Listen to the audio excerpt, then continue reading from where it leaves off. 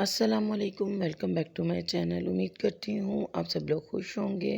अल्लाह ताला आप सबको अपने हिफ्ज़ अमान में रखे, आमीन।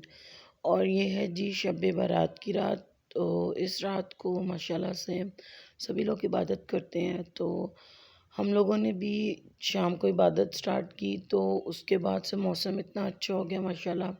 और फिर हस्बैंड जब गए तो बाहर, तो जलेबियाँ ले आए थे वो, और गर्मा गर्म जलेबियाँ इतनी मज़े की थी। इसके बाद फिर हम लोग जो थे बच्चों की दादों की तरफ चले गए, क्योंकि हमारी लाइट चली गई थी। तो फिर हम लोगों ने कहा कि चलें हम उधर चले जाते हैं और उनसे मिल भी आते हैं और उनको सलाम भी कर लेंगे। और फिर आपको पता है कि जब आपकी फैमिलीज़ आपके पास हों तो इस तरह के मौक़ों पर आपको जाना चाहिए। तो ऐसा समझ लें कि हम अपनी सास को, मैं अपनी मदर इन लॉ को शब रात देने के लिए गई थी। उसके बाद जी बच्चों ने पिज़्ज़ा मंगवा लिया था। पिज़्ज़ा मंगवा लिया तो फिर इन लोगों की क्रेविंग पूरी नहीं हो रही थी कि हम लोगों ने और भी कुछ खाना है, तो फिर ये बर्गर्स मंगवा लिए थे। थोड़ी देर ही हम लोग बैठे थे, कह के तो हम थोड़ी देर के लिए गए थे, पर हमें काफ़ी टाइम हो गया था। फिर शुक्र है कि मैं कुरान पाक और जो बाकी था सब कुछ पढ़ कर गई थी। तो नवाफ़िल रहते थे, फिर वो हम लोगों ने घर जाके पढ़े थे। तो ये बर्गर पार्टी हो रही है, पहले इनकी पिज़्ज़ा पार्टी हुई थी, उसके बाद बर्गर पार्टी हुई है। फिर ये उसके नेक्स्ट डे का वीडियो है, क्योंकि हम लोग फिर जब next day mother in law के घर गए तो फिर हम लोग रुक गए थे। तो वहाँ पे फिर मैंने थोड़ी सब्ज़ी वगैरह लेनी थी, बच्चों को उधर छोड़ के तो मैं चली गई थी सब्ज़ी वगैरह लेने। तो फिर जब घर आए तो थोड़ा सा जो था लहसुन वो वहाँ ही निकाल लिया था मैंने, बैठे-बैठे, क्योंकि बच्चे उधर खेल-कूद में लगे हुए थे। तो फिर मैंने सोचा कि अभी टाइम है तो निकाल लेती हूँ। फिर जो बाकी रह गया था वो मैंने कुछ घर आकर निकाला था, और मेरे हाथों में लिटरली इतनी जलन हो रही थी कि ऐसे तो जैसे मेरे हाथ जल गए हों। तो फिर मेरी मदर इन लॉ ने कहा कि आपको पहले सरसों का तेल हाथों पे लगा के तो फिर उसके बाद आपको करना चाहिए था। बहरहाल फिर मैंने थोड़ा-थोड़ा करके इसको कर ही लिया। तो बाकी जितना रह गया था वो तो नहीं मुझसे हो सका, क्योंकि ये 1 केजी से आई थिंक सो ज़्यादा था। तो हाफ़ केजी से ज़्यादा मैंने कर लिया था, जो बाकी रह गया था फिर मैंने कहा था कि मैं उसको उठते-बैठते कर लूँगी। और फिर इसको अगर आप फ्रीज़ करके भी रख लें तो ये ख़राब नहीं होता। और इसको आप निकालें और निकाल के जैसे आप फ्रेश इसको इसका पेस्ट बनाना चाहें पेस्ट बना लें। पर मैंने इसका पेस्ट ही बना कर रखना है, क्योंकि फिर आपको पता है कि लाइट वगैरह का भी कुछ पता नहीं होता कि चली जाए, तो फिर बंदा बैठे ही रहता है। और कुछ खानों में तो एडजस्टमेंट हो जाती है पर कुछ में नहीं होती। फिर जिंजर भी मैंने इसी में ही काट लिया था, इसको सारा साफ़ कर लिया था। और काफ़ी ज़्यादा लॉकडाउन भी हो रहा है, और दूसरा ये कि कोरोना की वजह से काफ़ी ज़्यादा सामान ले लिया था। फिर उसको समेटना, उसको एडजस्ट करना, सब कुछ बहुत मुश्किल हो गया था। तो फिर मैंने कहा चलो जो चीज़ें ख़राब होने वाली हैं उनको तो मैं जल्दी से सारा समेट लूँ। तो जो थोड़ा-सा टाइम निकाल देंगी तो वो उनको तो मैंने कहा चलें आहिस्ता-आहिस्ता से, क्योंकि फिर बार-बार बाहर जाना, और अली के पास भी इतना टाइम नहीं होता कि वो बार-बार मार्केट लेके जाएँ।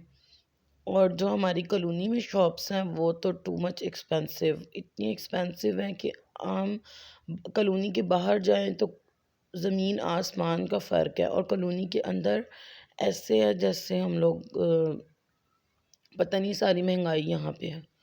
तो फिर वहाँ से मार्केट से सारा सामान इसीलिए इकट्ठा ले आए थे ताकि बाद में कोई मसला ना हो, प्रॉब्लम ना हो और बार-बार जाना भी ना पड़े। फिर मैंने एक दिन इन चीज़ों को रख दिया था सैनिटाइज़ करके। फिर मैंने नेक्स्ट डे इनको सारा साफ़ किया, और ये जिंजर भी काट लिया।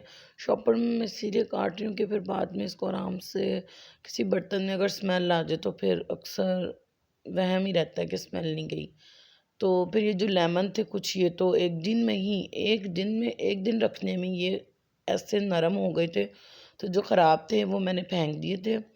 और मेरा ये जितने भी थे सारे, फिर मैंने एक कांच की बॉटल थी मेरे पास, मैंने उसको धो के तो ड्राई कर लिया था। ये जितना भी लेमन जूस था वो मैंने इसके सीड्स निकाल के तो निकाल लिया।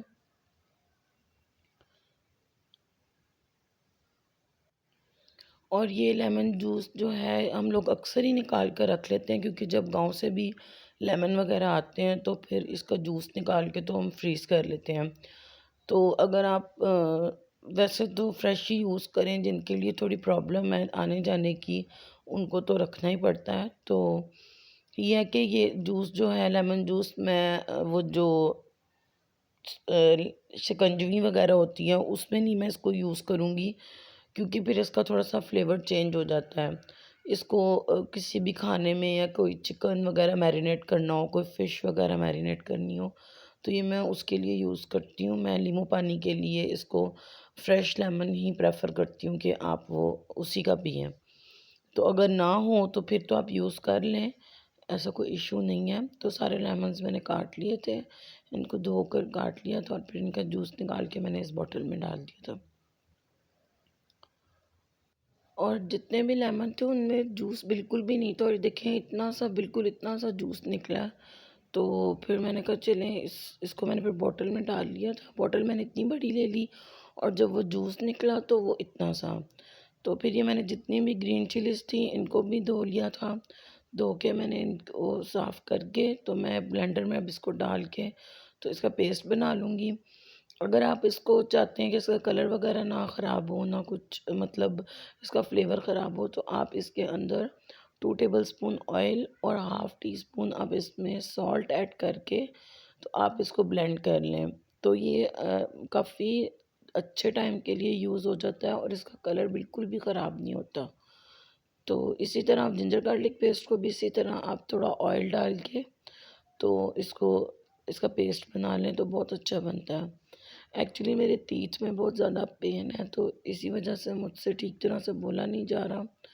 तो सॉरी अगर आप लोगों को मेरी कोई मतलब आवाज़ वगैरह में कोई प्रॉब्लम हो।